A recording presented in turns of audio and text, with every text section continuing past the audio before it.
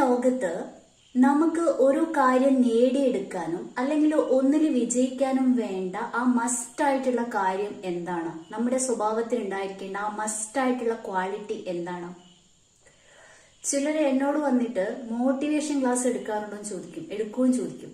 അത് എന്ത് കണ്ടിട്ടാണ് അവരെന്നോട് ചോദിക്കുന്നത് എനിക്ക് ഇതുവരെ മനസ്സിലായിട്ടില്ല. ആദ്യം എനിക്കൊരു തമാശ പോലെയായിട്ടൊക്കെയാണ് തോന്നുന്നത്. എന്നെ കുറിച്ച് ശരിക്കും അറിഞ്ഞിട്ടാണോ അവരത് ചോദിക്കുന്നതെന്ന് എനിക്കറിയില്ല. എന്തൊക്കെയോ മനസ്സിലാക്കി വെച്ചിട്ട് പറയാം. ഞാൻ ഇതിനു മുമ്പ് ഒരു വീഡിയോ ചെയ്തിട്ടുണ്ടായിരുന്നു, ആർമി ആൻഡ് മോട്ടിവേഷൻ. അതൊന്ന് മലയാളത്തിൽ ചെയ്യാവോ എന്ന് ചിലർ ചോദിച്ചിട്ടുണ്ടായിരുന്നു. അത് ഞാൻ ചെയ്യാം. അപ്പൊ ഞാൻ പറഞ്ഞു വന്നത്, ഒരു മനുഷ്യന് ഈ ലോകത്ത് വിജയിക്കുവാനും അല്ലെങ്കിൽ തന്റെ കാര്യം താൻ വിചാരിച്ച കാര്യം നേടിയെടുക്കാനും വേണ്ട മസ്റ്റ് ആയിട്ടുള്ള കാര്യം എന്താണ്? അത് എനിക്കില്ലാത്ത കാര്യമാണ്. ഉണ്ടോന്ന് ചോദിച്ചാൽ ഇപ്പൊ ഞാൻ ഉണ്ടാക്കിയെടുക്കാൻ ശ്രമിക്കുന്ന കാര്യമാണ്. ഇന്ന് ഒരാളെ എനിക്ക് മെസ്സേജ് അയച്ചിട്ടുണ്ടായിരുന്നു മെസ്സഞ്ചറിൽ. ഞാൻ 3-4 മാസം കൂടുമ്പോൾ മാത്രം മെസ്സഞ്ചർ തുറക്കുന്ന ഒരു വ്യക്തിയാണ്. അതിന് കാരണമുണ്ട്. അപ്പൊ ആ വ്യക്തി താങ്ക്സ് കേട്ടോ, പറഞ്ഞതിനൊക്കെ താങ്ക്സ്. എനിക്ക് ഒരുപാട് കോംപ്ലിമെന്റ് വന്നിട്ടുണ്ട്, അതിന് ആ വ്യക്തിക്ക് താങ്ക്സ്. അദ്ദേഹം പറഞ്ഞത്, നിങ്ങൾ ഭയങ്കര ഹൈലി ടാലന്റഡ് ആണ്, നിങ്ങൾ ഒരുപാട് കവിതകൾ എഴുതുന്നു, നിങ്ങളുടെ പുസ്തകം നിങ്ങൾ സ്വന്തമായിട്ട് ഡിസൈൻ ചെയ്യുന്നു, നിങ്ങളുടെ സംസാരിക്കാൻ അറിയാം നന്നായിട്ട്, പിന്നെന്താ നിങ്ങൾ ഒന്നിലധികം സബ്ജക്ട് കൈകാര്യം ചെയ്യുന്നു, അങ്ങനെയൊക്കെ പറഞ്ഞിട്ട് നല്ല എന്നെക്കുറിച്ച് കുറെ കോംപ്ലിമെന്റ് ആണ് പറഞ്ഞിരിക്കുന്നത്. എന്നിട്ടും എന്താ പ്രശ്നം എന്നുള്ള രീതിയിലാണ് ചോദിക്കുന്നത്. പിന്നെ അത്യാവശ്യം എഴുതാൻ അറിയാം, വായിക്കാൻ അറിയാം, എന്നിട്ടും എന്തുകൊണ്ടാണ് ചില പ്രശ്നങ്ങൾ ലൈഫിലുള്ളത് എന്ന് ചോദിച്ചാൽ, ഞാൻ പറഞ്ഞ ഒരു മനുഷ്യന് ജീവിക്കാനും ഒരു മനുഷ്യന്റെ ജീവിതത്തിൽ പിടിച്ചു നിൽക്കാനും അല്ലെങ്കിൽ ഒരു വിജയിക്കാനും വേണ്ട മസ്റ്റ് ആയിട്ടുള്ള കാര്യം എനിക്കില്ല, ധൈര്യം. ഇത് ഞാൻ പറയുമ്പോൾ ചിലപ്പോ ഒരു ഇതായിട്ട് തോന്നാം, ധൈര്യം ഇല്ലാത്തവർ വിജയിച്ചിട്ടില്ല. അത് ബൈ ചാൻസ് ആണ്. അവരൊരിക്കലും ജീവിതത്തിലെ ഏറ്റവും വലിയ വിഷമകരമായ പ്രതിസന്ധികളെ ലക്കുകൊണ്ട് അഭിമുഖീകരിച്ചിട്ടുണ്ടാവില്ല. ഏറ്റവും ക്രൂരരായ സ്വാർത്ഥരായ മനുഷ്യരെ അവരുടെ ലക്കുകൊണ്ട് കണ്ടുമുട്ടിയിട്ടുണ്ടാവില്ല. അങ്ങനെ ഒരു സാഹചര്യത്തിലാണ് അവർ നിന്നിരുന്നെങ്കിൽ, ഇപ്പൊ എന്തെങ്കിലും ഒരു ലൈഫിൽ ഒരു അച്ചീവ് ചെയ്ത ആള്, അവരുടെ സാഹചര്യം ഇപ്പൊ നല്ല ഒരു അച്ഛനും അമ്മയും കെയർ ചെയ്ത് പഠിച്ച് മാർക്ക് വാങ്ങി ഒരു പൊസിഷനിലെത്തിയ വ്യക്തി നേരെ തിരിഞ്ഞിട്ട് ഒരു സപ്പോർട്ടും ഇല്ലാതെ, അതായത് പെൺകുട്ടികൾ പഠിക്കാൻ പാടില്ല എന്ന്, എന്നെ അങ്ങനെ പറഞ്ഞെന്നല്ല പറയുന്നത്, ജനറൽ ആയിട്ട് പറയാണ്, പെൺകുട്ടികൾ പഠിക്കാൻ പാടില്ല എന്ന്, അല്ലെങ്കിൽ പഠിക്കാനുള്ള സാഹചര്യം ഇല്ലാത്ത, നമ്മളെ കുറ്റപ്പെടുത്തുന്ന വിഷമിപ്പിക്കുന്ന കുറെ മനുഷ്യരുടെ ഇടയിലാണെങ്കിൽ, അല്ലെങ്കിൽ ഏതെങ്കിലും അക്രമ സംഭവങ്ങൾ നടക്കുന്ന പലസ്തീനോ അല്ലെങ്കിൽ സിറിയയോ ഉക്രൈനോ അവിടെയൊക്കെ ആണെങ്കിൽ അവർക്ക് പഠിക്കാൻ പറ്റുമോ? അവർക്കത് അച്ചീവ് ചെയ്യാൻ പറ്റുമോ? ഇല്ല. അപ്പൊ എപ്പോഴും ഏത് മനുഷ്യനും ആ സാഹചര്യത്തിൽ വിജയിക്കാൻ മസ്റ്റായിട്ട് ഉണ്ടായിട്ടിരിക്കേണ്ട ഒരു കാര്യം തന്നെയാണ് ധൈര്യം എന്ന് പറയുന്നത്.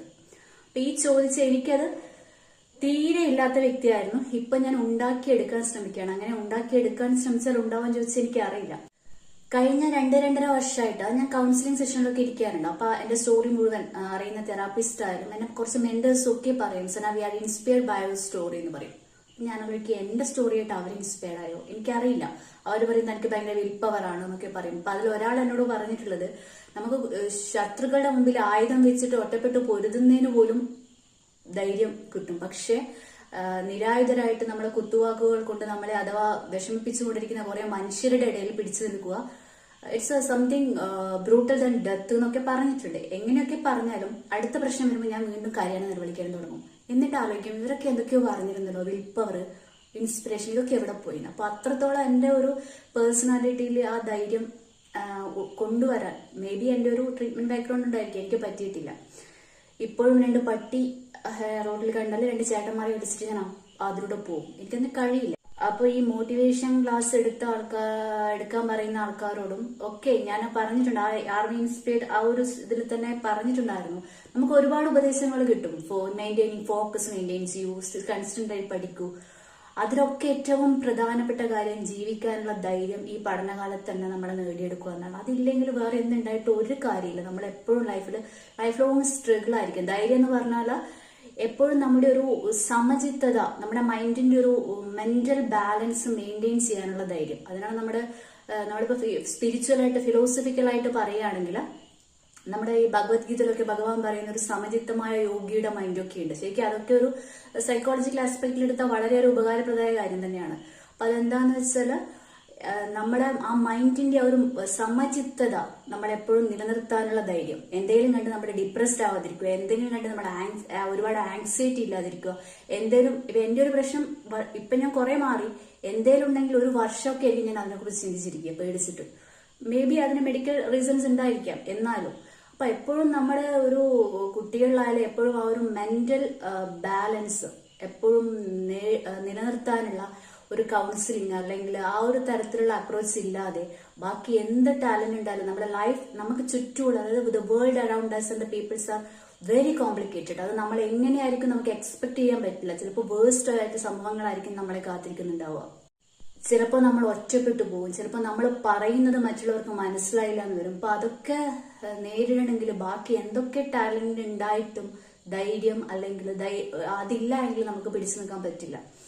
അതിൽ ഏറ്റവും ഇമ്പോർട്ടന്റ് ആയ കാര്യം ഇതന്നെയാണ്. നമ്മുടെ ഏതൊരവസ്ഥയിലും നമ്മുടെ മൈൻഡിന്റെ ആ ഒരു സമചിത്തമായ മൈൻഡ്. ഇപ്പൊ ഞാൻ ഭഗവത്ഗീതയില് ഈ ഭക്തിയെ കുറിച്ച് പറയുന്നത് കരഞ്ഞു നിലവിളിച്ച് യാചിക്കുന്നതാണ് ഭക്തി എന്ന് ഞാൻ ഒരിക്കലും പേഴ്സണലി വിശ്വസിക്കുന്നില്ല.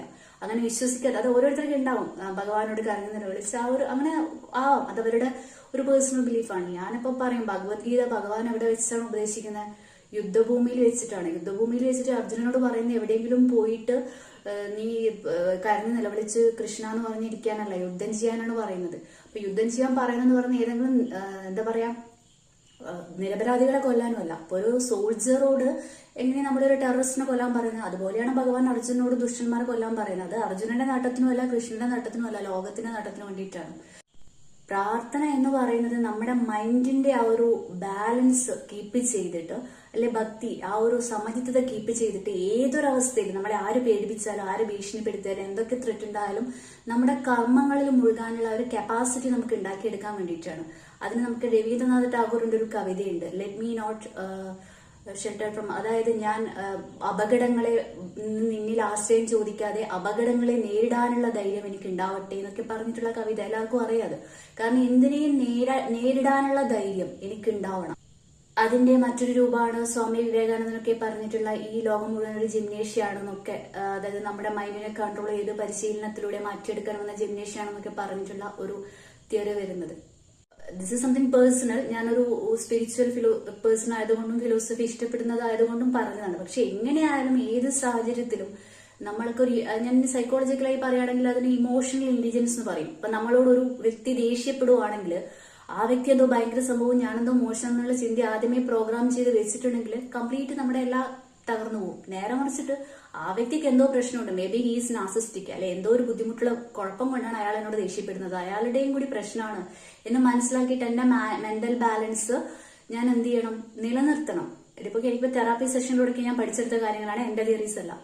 അപ്പൊ അങ്ങനെ ആ ഒരു കൺസിസ്റ്റൻസിയിൽ ഒരു സമചിത്തത നിലനിർത്തി ആ ഒരു ധൈര്യമുള്ളവർക്ക്, ഇപ്പൊ നമ്മൾ ഏത് എക്സാം പഠിക്കുമ്പോഴും ഒരു എക്സാം പഠിച്ച് രണ്ടാമത്തെ എക്സാമിന് ഇത് ഞാൻ പഠിച്ചിട്ട് അങ്ങനെ സംഭവിക്കും ഇങ്ങനെ സംഭവിക്കും എന്ന് ചിന്തിക്കുന്ന കുട്ടിക്ക് പഠിക്കാൻ പറ്റില്ല. അപ്പൊ ആ ഒരു മെന്റൽ ബാലൻസ്, അല്ലെങ്കിൽ നമ്മൾ അതിന് ഇംഗ്ലീഷ് വേണ്ടി കൃത്യമായിട്ട് അറിയില്ല, സമചിത്തമായിട്ടുള്ള മൈൻഡ് നിലനിർത്താനുള്ള കപ്പാസിറ്റി. അപ്പൊ ഞാൻ എപ്പോഴും വിചാരിക്കുന്നത് അതാണ് ഏറ്റവും വലിയ മോട്ടിവേഷൻ എന്നാണ്. എന്താണ്, നമ്മുടെ ആ ഏതൊരവസ്ഥയിലും നമ്മുടെ ആ കാംനെസ് മൈൻഡിനെ നിലനിർത്തിയിട്ട് നമ്മുടെ കാര്യങ്ങൾ ചെയ്തു തീർക്കാനുള്ള ആ ഒരു മെന്റൽ കറേജ് ഉണ്ടായിരിക്കുക, അത് നേടിയെടുക്കാൻ പറ്റുക എന്നതാണ് ഏറ്റവും വലിയ മോട്ടിവേഷൻ. ഞാൻ ഇതുവരെ അതിന് ശ്രമിക്കുന്നുണ്ടെന്നല്ലാതെ വിജയിച്ചിട്ടില്ല. പിന്നെ അതിന്റെ കാരണം എന്ന് വെച്ചാൽ നമുക്കിപ്പോ ഒരു മോട്ടിവേഷൻ ക്ലാസ് എടുക്കുമ്പോൾ കുട്ടികളോട് പറയാം നന്നായിട്ട് പഠിക്കുക, അങ്ങനെ ചെയ്യൂ ഇങ്ങനെ ചെയ്യുന്നൊക്കെ പറയാം. പക്ഷെ അൺപ്രിഡിക്റ്റബിൾ ആയ ലൈഫിൽ ആ കുട്ടിയുടെ ഇപ്പൊ ഒരു വയലൻസ് ഒരു സ്ഥലത്തിൽ ആ കുട്ടി വിട്ടു, അല്ലെങ്കിൽ ഒരു ഫാമിലിയിൽ ഒരാളെ കുട്ടി അബ്യൂസ് ചെയ്തു, ഇങ്ങനെയൊക്കെ കടന്നു വരുമ്പോൾ കുട്ടിക്കത് ഈ മോട്ടിവേഷൻ ക്ലാസ് ഒക്കെ നേരെ നെഗറ്റീവായിട്ടാണ് കുട്ടിയെ ബാധിക്കുക. അപ്പൊ ഏത് സാഹചര്യങ്ങളും തരണം ചെയ്യാനുള്ള മെന്റൽ കപ്പാസിറ്റി ഉള്ള ആൾക്കാരായിട്ട് ഓരോരുത്തരും മാറുക എന്നത് തന്നെയാണ് ഏറ്റവും വലിയ എന്റെ ലൈഫിൽ നിന്ന് ഞാൻ മനസ്സിലാക്കിയ മെസ്സേജ്. അതിനെ ഒരുപാട് പേരെ ഹെൽപ്പ് ചെയ്തിട്ടുണ്ട്.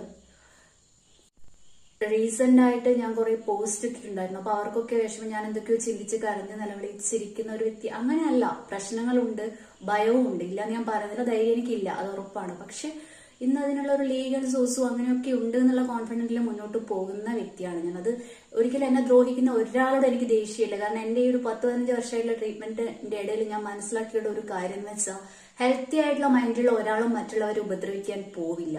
അപ്പൊ അവരങ്ങനെ ചെയ്യുന്നുണ്ടെങ്കിൽ ഒന്നുകിൽ അവരുടെ മനസ്സിലെ എന്തൊക്കെയോ എന്താണ് നമ്മൾ പറയില്ലേ, വളരെ സങ്കുചിതമായ ചിന്തകളിൽക്കപ്പുറം തിരിച്ചു ഉയരാൻ പറ്റാത്ത അവരുടെ മനസ്സിന്റെ പരിമിതി, അല്ലെ അവർക്ക് നേടിയെടുക്കാൻ പറ്റാത്ത എന്തൊക്കെയോ കാരണങ്ങൾ കൊണ്ട് ഫ്രസ്ട്രേറ്റഡ് ആയിട്ട് അവരുടെ മനസ്സിന്റെ സമനില തെറ്റിപ്പോയ അവസ്ഥ, ഇതൊക്കെ കൊണ്ടാണ് അവർ മറ്റുള്ളവരെ ദ്രോഹിക്കുന്നത്. അപ്പൊ നമ്മൾ അതങ്ങനെ ഒരുപാട് പേഴ്സണലായിട്ട് എടുക്കേണ്ട കാര്യമില്ല.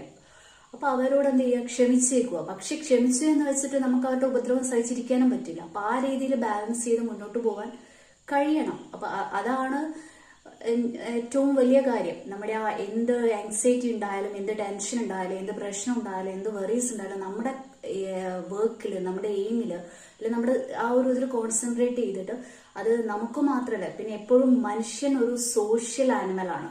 ഒരിക്കലും നമുക്ക് ഐസൊലേറ്റ് ചെയ്തിട്ട് ജീവിക്കാൻ പറ്റില്ല. എനിക്ക് തിന്നാനും കുടിക്കാനും ഉറങ്ങാനും എൻജോയ് ചെയ്യാനും മാത്രമായിട്ട് ജീവിക്കുക എന്ന് ഞാൻ ചിന്തിക്കുന്നിടത്ത് എന്റെ പരാജയം തുടങ്ങും. കുറച്ചു കാലം കഴിഞ്ഞത് ഡിപ്രഷനിലോട്ടേ പോകും. ഇത് ഞാൻ പറഞ്ഞതല്ല, ഒരുപാട് റിസർച്ച് റിപ്പോർട്ടിൽ ഞാൻ വായിച്ചതാണ്. Because man is a social animal. Man cannot survive without society.